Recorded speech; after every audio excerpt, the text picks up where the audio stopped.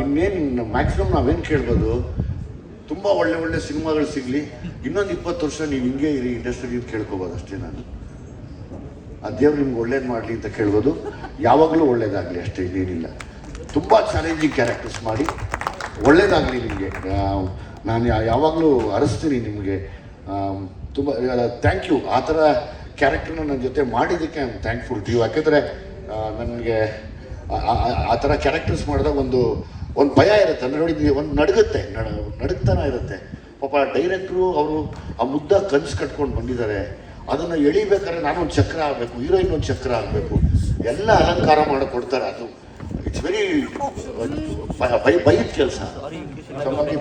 ಈ ಪಾತ್ರನ ಒಪ್ಕೊಂಡು ನೋಡಪ್ಪ ಗೆಟಪ್ಪಲ್ಲಿ ಕಾಣೋದಕ್ಕೆ ನಾನು ರಿಯಲಾಗಿ ಎಷ್ಟು ನನ್ನ ಲೈಫಲ್ಲಿ ನೋಡಿ, ರಿಯಲಿಸ್ಟಿಕ್ ಲೈಫಲ್ಲಿ ನಮ್ಮ ಹಳ್ಳಿ ಹೆಣ್ಮಕ್ಳು ಆ ಥರದ್ದು ತುಂಬ ಹಂಗೆ ಅನಿಸುತ್ತೆ. ಆಮೇಲೆ ನನ್ನ ಫ್ಯಾಮಿಲಿ